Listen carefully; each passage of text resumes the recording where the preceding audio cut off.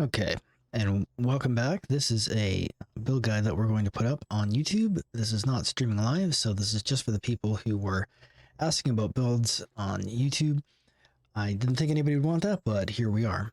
Now, this is actually my second take at this. I did this for the first time, a 42-minute rambling fiasco, and then I realized that I didn't actually explain any of my feat choices, so I am doing this all over again. Hopefully it will be a little more succinct than last time. So this is the build I use for my hardcore server. It is a WArforged Artificer. I ran most of the quest solo. A few times I ran in groups, but not very often. And this is the build that carried me through all of it straight to level 20. I did get my, oops, am I on the thing here? There we go. I did get my sash, as you can see. So I did manage to get all the way to 20 without dying. And I don't know if you can really see it, but I do have my, oops, zoomed in too far. I do have my Death Watches You, which is pretty rad. It's very black metal. You'll see I'm wearing my Barovian things because for whatever reason, I'm a child and I think that a Warforged hat is hysterical. All right, so now we've got that out of the way. Let's talk a little bit about what I did here. Obviously, you can see I'm dual wielding, so this is an Inquisitive. That was kind of a qualified choice, and I'll show you why. So this is my enhancements.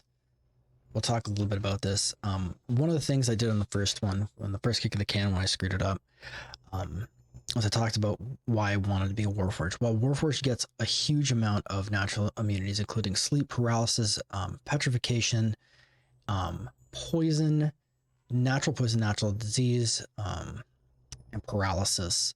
So all of those things are huge advantages. You're never going to be, you're immune to hold person. You run through trog stench, you run through gas stench. You just don't even think about it. You can't be petrified, you can't be energy drained. So beholders are much less threatening than they would be to other things. Still have to watch out for disintegrate, but it is what it is. You got to just hope that your fort save holds up. But that was one of the reasons. Also, a Warforged, if you pair it with Artificer, it means you're a completely self-healing class.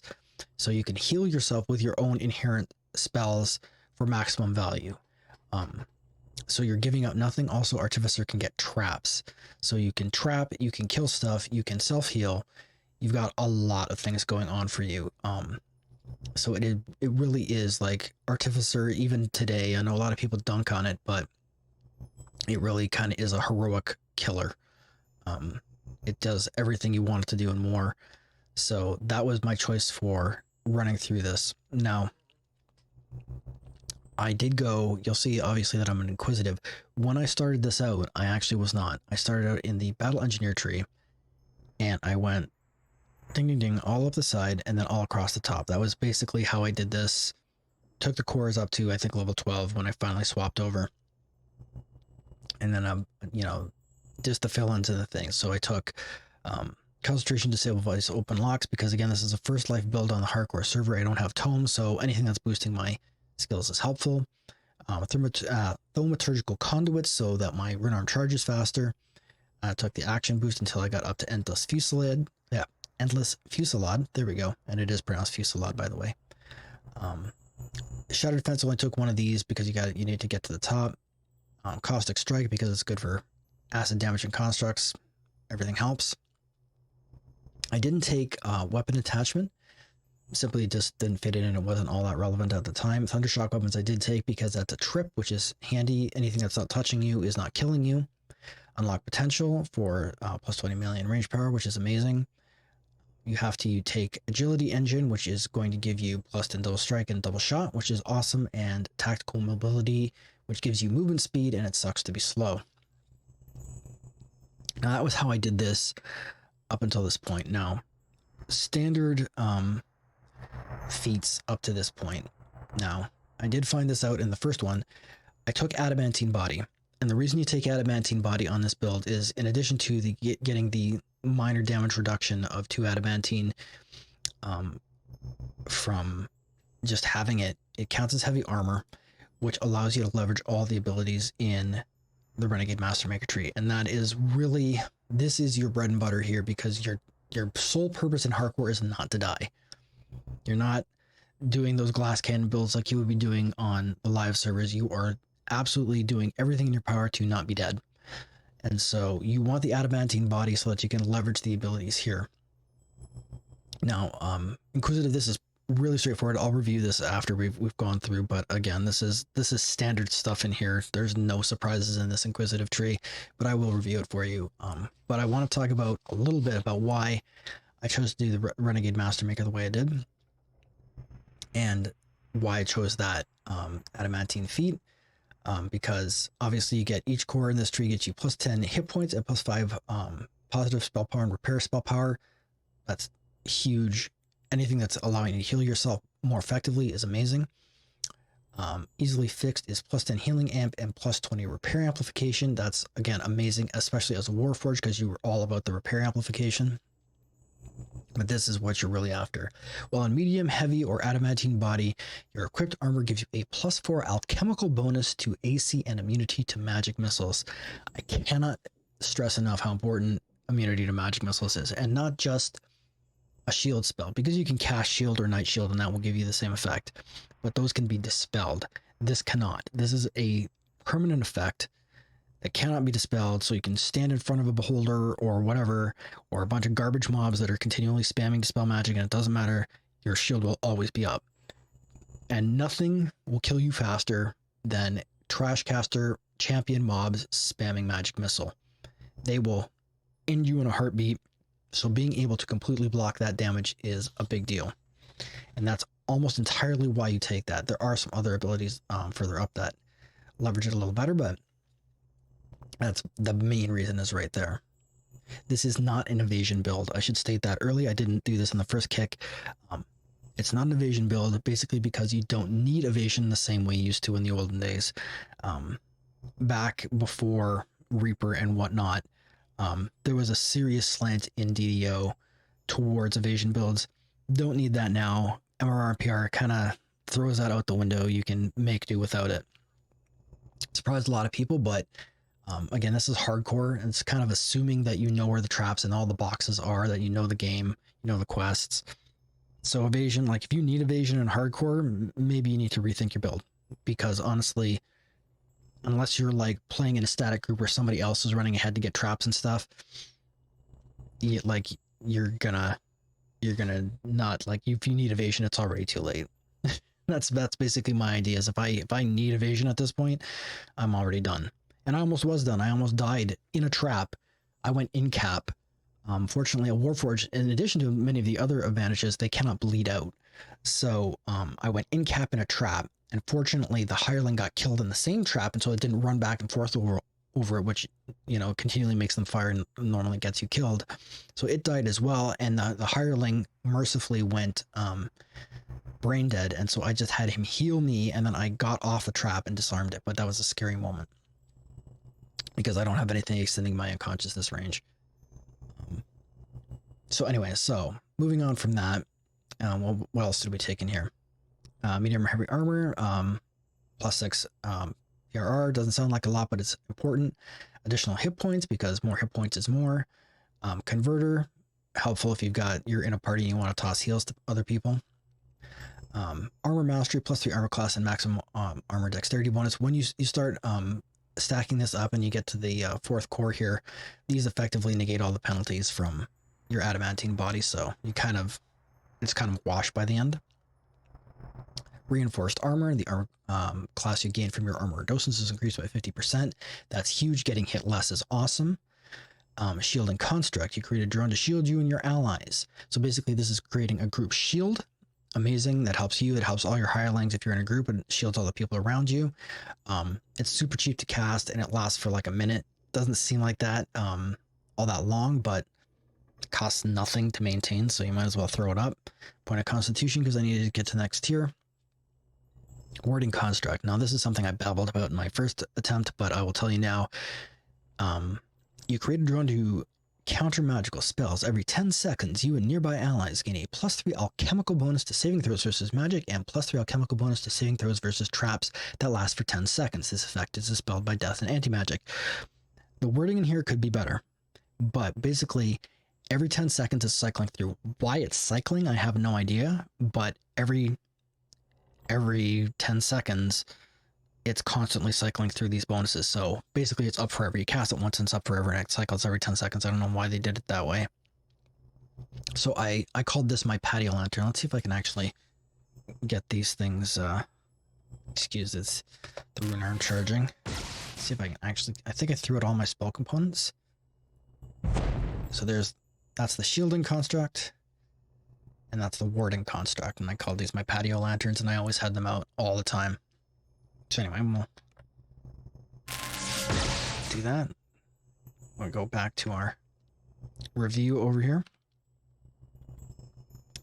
So anyway, so let's make sure we get those guys in the shot, because that's what you really want to see is the patio lanterns. So we had these guys floating around all the time. Then we over here, now again, not an evasion build, so I can take this, which is embed component, which requires construct essence or Warforged race. Now basically, I'm not a huge fan of construct essence. I think it's bad for most builds. Can work, but mostly bad. But we're Warforged, so it doesn't matter. So what that does is gives us plus 15 MRR and plus 6 Constitution. Again, more Constitution is more fort saves and more hit points. Amazing, because one of the things that absolutely will kill you on the hardcore that you can't mitigate against is Disintegrate. There are so many mobs that have Disintegrate by the time you hit level 12. It's ridiculous. And that is an extremely bad time because your only defense is roll high or die. So you absolutely want more Constitution. So give me the hit points, give me the saves, I'll take it. Downside, you can't use evasion, doesn't matter because we're not an evasion. You can't be a druid, and we're not a druid anyway, and you can't use Primal Avatar Tree Form, and that doesn't matter because Primal Avatar Tree Form no longer exists in the game. So that's basically wins all around. And the last thing you'll see up in here is I took Reconstruct. You'll say, well, why did you only take 1 point? Well, it would have been 4 more AP to get it up, which would have saved me a grand total of 10 spell points. Okay, I don't care that much. It wasn't that big of a savings. The value for, I'd rather have 4 AP than 10 spell points. Also, you can only quicken or enlarge Reconstruct. You can't empower it or maximize it or anything else. So, okay, well then I don't care about it that much. It's not as crucial as it would be. And especially on hardcore, because you're getting max healing value anyway, dropping a Reconstruct is a full heal. Like it's basically a heal to full button. So it's not terribly concerning. And all of these things, and then we get to here the last core, the 4th core is Constructive Conduit, which is plus 30 repair amplification, plus 50 hit points, huge, medium armor, heavy armor, or adamantine body, plus 2 to maximum dexterity bonus. You get a plus 6 to the maximum caster level of your admixture spells. So that taking this gives you a whole bunch of survivability and repair amp, so you're at plus 50 now, and it also empowers your curative spells. If you took this, okay, I didn't bother. I didn't feel that was generating enough heal to be valuable. But this, when it's max empowered plus this is also like a group max heal that you can like bomb on everyone, and that's amazing to have. So both of these, once you get to here, you start getting diminishing returns. First off, you've got to come up with like 3 more points to spend in something in the tree to get to 30, and then Radiant Force Field, that's a pretty, as an SLA, as a core, that's pretty meh. So I just skipped it. And that was the logic there. Now what I did is I also went into Harper and spent 3 points here. I can't remember if this was my universal point or not, but maybe. But basically there's only 3 points. There's the core 1 and then strategic combat 1, and there's a reason that I did that, which I'll talk about when I get to the spells. So I'll try to just kind of wrap this up. Again, Inquisitive build, all of these in the cores, all the way up the side with the crossbows. Ask questions first and shoot later for the big crits. Plus 2 to attack with all weapons. Obviously the law and greater law, what are these called? Law on your side and improved law, and then greater law, I believe this one is. Yeah, there we go. Intelligence points because this is an intelligence build. At the end, just to get to 40 for the capstone, 1 scroll mastery because why not? I did take Arcane Inquisition this time because it's empowering both my spells and my heals, so I took that. Normally I would take the Martial Inquisition, but I didn't feel it was relevant this time. No Will's Bard, that's your Angel's Fusillade. Arresting Assault, took that at the end when I needed points to get to the thing. Improved Uncanny Dodge, 50% dodge bonus and plus 6 reflex save bonus, great when you're heading into a boss fight. I take Jaded. All these are effectively the same. I mean, 6 of one and a half a dozen of the other, whichever way you go. I am personally Jaded, so I took Jaded just because that's how I feel about the universe in general. But the real thing here, what they all have is the plus 10 range power and the plus 30 range bonus to alacrity with non-repeating crossbows. Diplomatic immunity. Didn't have enough skill points to actually put into diplomacy, ironically, even though this is an intelligence build. But this, paired with ask questions first, can still work. And the last few dribs and drabs of points I stuck into the Arcana Tech. 1 core, spell points, spellcraft, use magic device, a little bit of spell crit, and some points to help the dog. You could easily pull all these out and stick them in the Harper thing to get know the angles and strategic combat 2, plus some spell points. It'd probably be almost the same, you know, whatever floats your boat. I did it this way just because I wanted to have a little bit more electrical spell power oomph, and I will explain why. Because we're going to go on and talk about the spells a little bit. So I'll pause for station identification while I go over here. Now, spells, this is pretty run-of-the-mill stuff. Curative admixtures, repair spells because we want them for self-healing. Resist energy, conjure bolts because we want ammunition. Ablative armor, which prevents physical and force damage. Now, the force damage is more important than the physical damage because there's a bunch of things that drop force, and this has saved my life more than once. Okay, for level 2, Bias weapons, I took that at the end just as a filler. You know, the required repair spell to reinforce construct, which is construct false life. Lightning sphere, because it's AoE and it can daze things, so that's pretty handy. Lucky cape, because +1 luck save is bonus to all your saves. That's awesome. And then Owl's wisdom. Now, this seems like perhaps a strange pick, but when you don't have access to all of your best in slot gear on the hardcore server, you got to be flexible. So because you're going to have to dump or nearly dump your wisdom both as a Warforged and on this particular build, you're going to need something to boost your wisdom to help your spot, because you don't want to get blindsided by traps. Suddenly dead is an extremely bad time. And so this will allow you to buff your wisdom in such a way that you can make better use of your spot skills, because you're going to need them. Hopefully you can't hear the people making a fantastic amount of noise in the background, despite the fact I have the recording light on. Blast Rod. This is kind of your AoE when things are running down a hallway until you have improved precise shot, because you won't get improved precise shot until at least level 15. Adamantine weapons, took that at the end. Ubiquitous repair spell, there we go.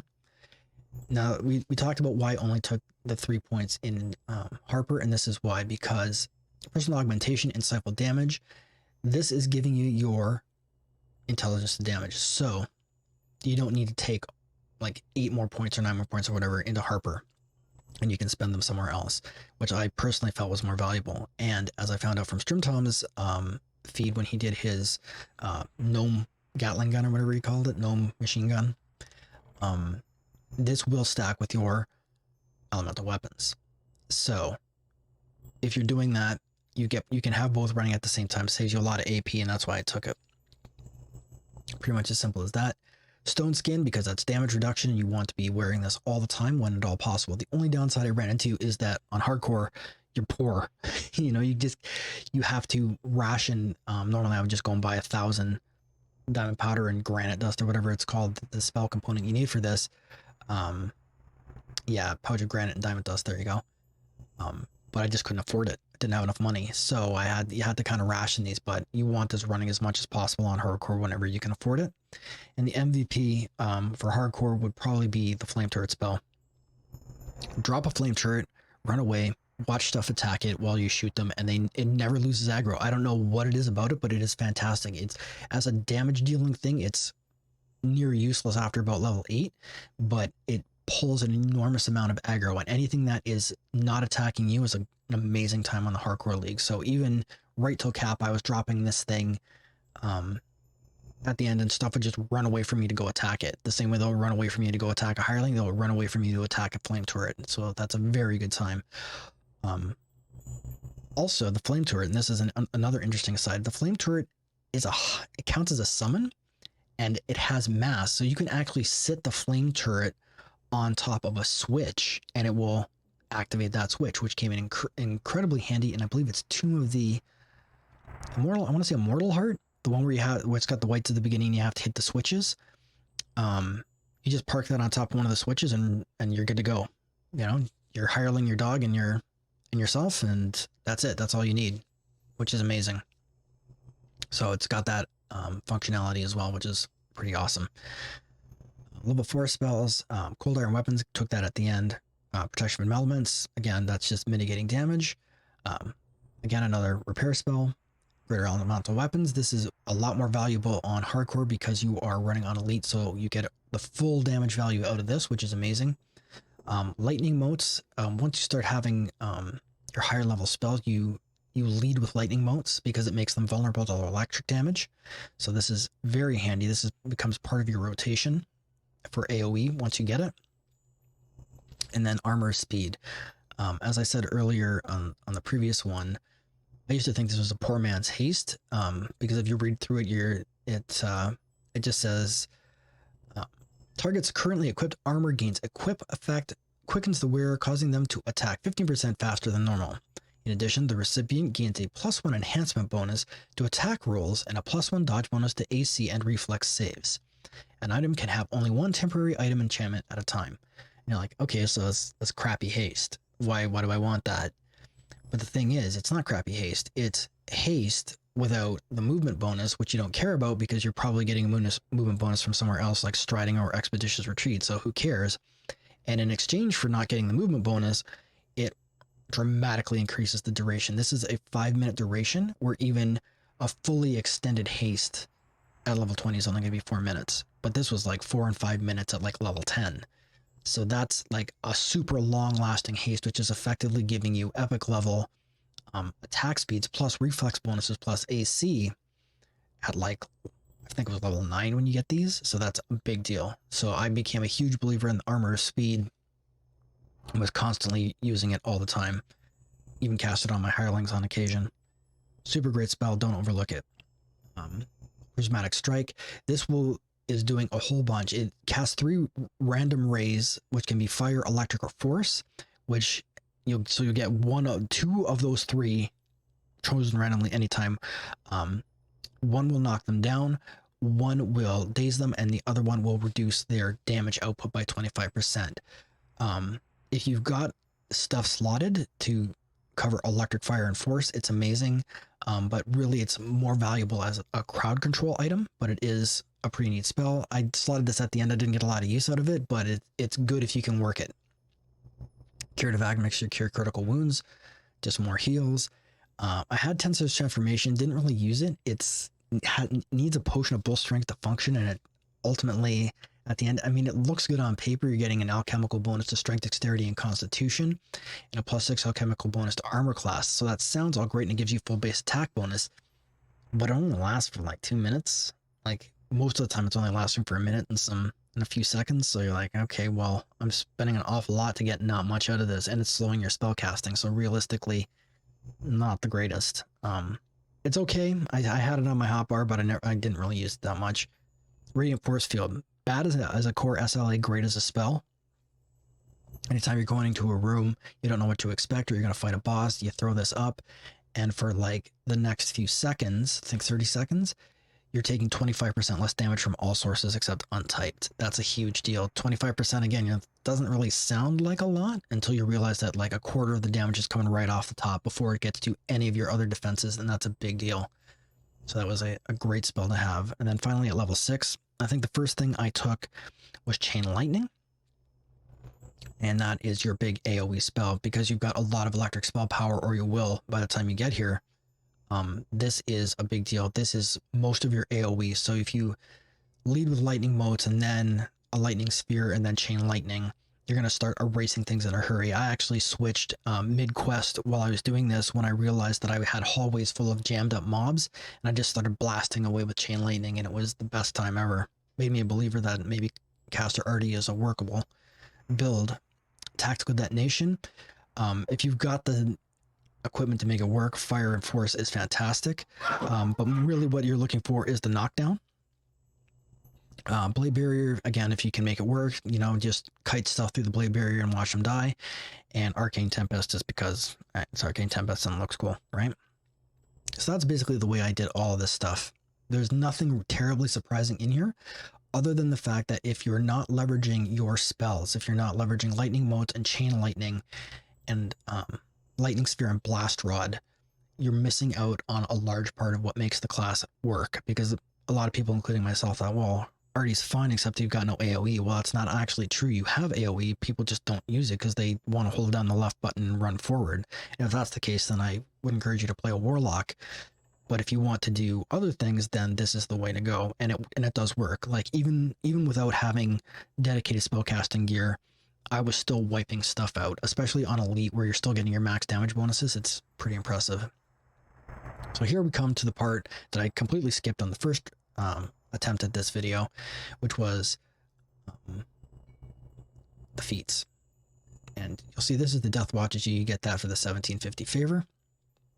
Did not have enough time to get all the way to 5,000. I got to 3,056 or something, and I had like 2 days left. I'm like, no, I'm not gonna make 5,000. So I called it good at level 20. Got my sash and got the heck out of dodge. Defensive feats, these are standard. I did take insightful reflexes because that gives me intelligence to my reflex. My intelligence is always going to be higher than my dexterity, even on this build. So I took insightful reflexes. For basic feats, I don't think there was anything particularly great in their favor. I did get the blessings of the feather, and my draconic vitality, gatekeeper's hit points, gatekeeper's skill, House Deneath and House Jarosco, House Fjarlin, and the Summer Court. So Jarosco, Deneath, Fjarlin, Ravenloft, and Feywild bonuses to my hit points and saves. A few skill points in here. I think one of these was search or something. It's concentration and spot. Yeah, again, valuable because it stacks. Martial feat, improve critical range weapons, obviously for your crossbows.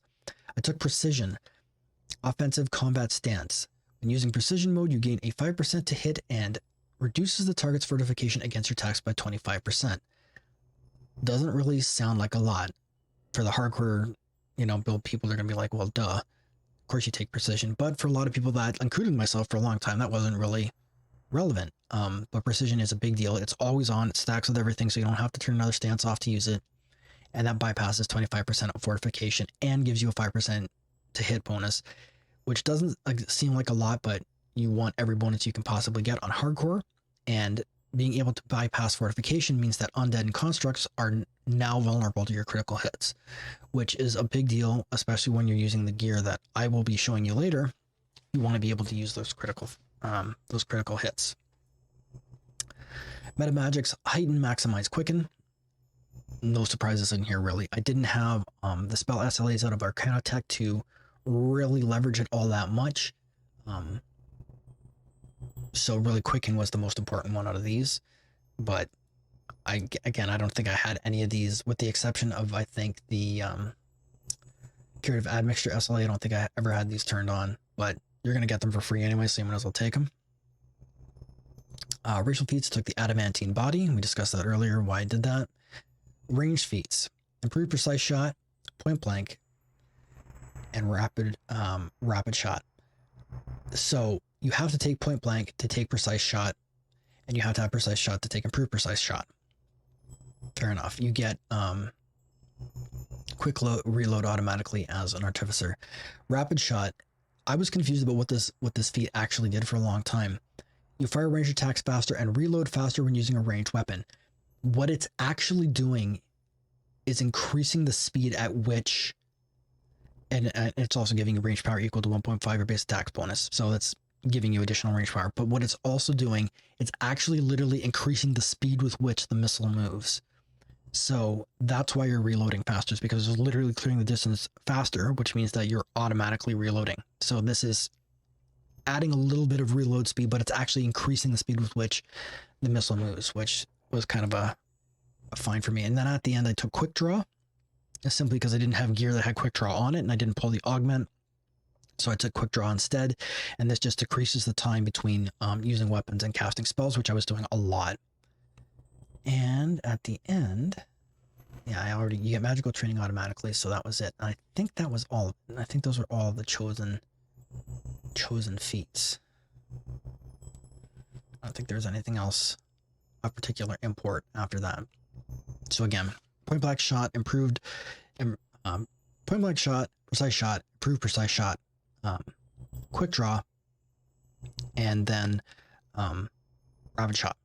So basically all the standard missile feats, and then just for the meta magics to fill in the things because I was getting free feats anyway, heighten, maximize, quicken, and insightful reflexes. So that's the whole feat loadout basically in a nutshell. So the last thing we want to talk about is we will talk about my gear. Hot trash. I used whatever I could find, whatever I could pick up. You can see I've got all kinds of junk in here. Is what it is. You are going to want to farm some of these quests at the maximum possible level you can farm them at when you're doing hardcore, which is 4 above. If you go 5, you won't be able to go back. So you're at 4 levels above, you just go in and just beat a quest to death until you ransack. If you're lucky, you can get a group together and people will be looking for stuff. I went and ransacked the wilderness area in the sands and ran a bunch. I got really lucky in Feywild and pulled a bunch of stuff. But at the end, this is what I had. I had the Phase Cloak out of Ravenloft, a Lucky Belt of Parrying. This was a death block with jump for a very long time. Ring of Nightfall, again, this is out of Ravenloft. Magnetic Gloves of Repair, and this is where I'm getting my electric spell power, and that paired with this, the Diamagnetic Ring of Reconstruction 63. So these two things together were my electric and repair spell power. Again, these are loot gen, like just stuff I found. It is what it is, it worked. Got really lucky, pulled the Flightfoot Greaves. Was never able to pull the ring. I actually had a group, we were running through the thing trying to get the stupid ring. I pulled 4 sets of these and did not get the ring once. So I think I got the necklace as well. But these are handy. Freedom of movement, speed 20%, natural armor bonus, and reflex 5. So those are great to have. Freedom of movement allows you to run through grease and ice storms and up running water and all kinds of fun stuff. So that's handy to have. I'm immune to a lot of the things that would hold me in place as a Warforged, but that is that's basically everything else that basically prevented me from ever being impeded. These came out of the red fences. These are the bracers of the claw. The construct fortification that you get as part of being a Warforged is 25%, and that stacks with everything. So once you have this item, you effectively have heavy fortification with 1 item. So that's pretty amazing, and that's level 7, so that happens pretty early on. Constitution 5, great.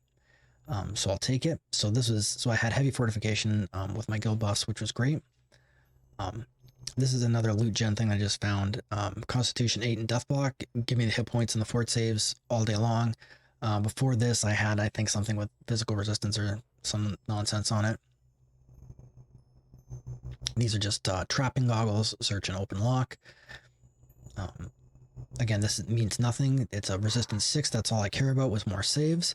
I got lucky in White Plume Mountain and pulled a Rose Quartz Sigil Stone, which is Intelligence 5, Insightful Constitution +2, Quality Physical Sheltering +3, and a Mythic Next. And I stuck a Diamond of Strength in there that I bought in the Hall of Heroes, just so I had something with strength on it, and that's a Deathward Clicky as well. So that was extremely fortunate that I got that. Basically made my build happen for quite a long time. And then the pièce de résistance is that I managed to pull a Bloodstone out of the sands. I wasn't even hoping to get this. I wasn't trying to get it, but I hit the chest on a lucky draw. I pulled it and made everything come together. That's Seeker 6, Deception 4, Accuracy +9, Deadly +5, massive boost to my DPS, and that was crucial. Quiver Poison, got that as an end reward out of Giant Hold. Chilchinad's Claw, which I think comes out of the Fjorland chain. Hot garbage, but you know what it is the best one I had. And this is what I got out of the Threnol chain, which is the Rat Catcher. Again, wasn't hoping for this. I just was trying to do it for favor, but this showed up in the end reward and I took it. And this is like 90% of the reason why I use the Inquisitive tree, because this is arguably the best heroic crossbow in the game, basically because of its massively improved critical profile, because it's got a ×3 critical profile. Let's see if I can take that off and see the raw thing when I'm not. Yeah, 18 to 20, and then a ×3 thing. So it's got a huge, wide critical profile, and a big multiplier.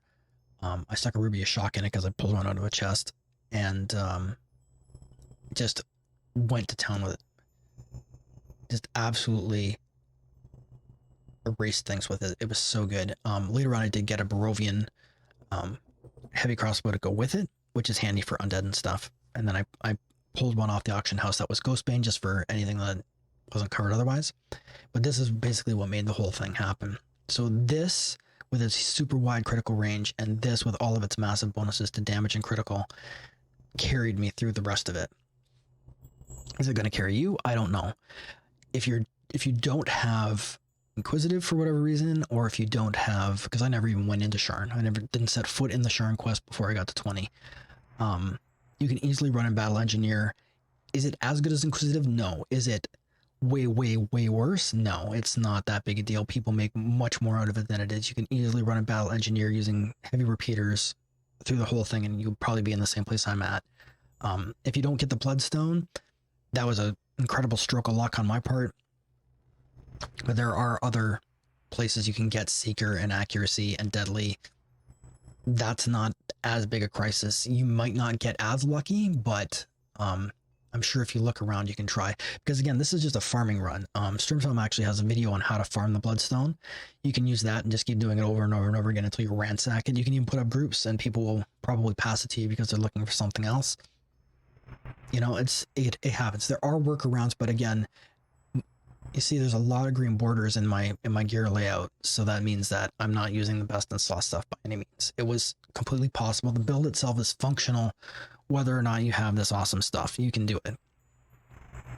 Okay, and again, I pulled some green dragon bracers and Valkyrum Thurv Shrub. Basically, you know, all this stuff I didn't want in a desperate attempt. Thorn boots to trying to get the spike turban is what I was trying to do. I was trying to get the spike turban. I was trying to get the gloves of the falcon, and I never got either of those things.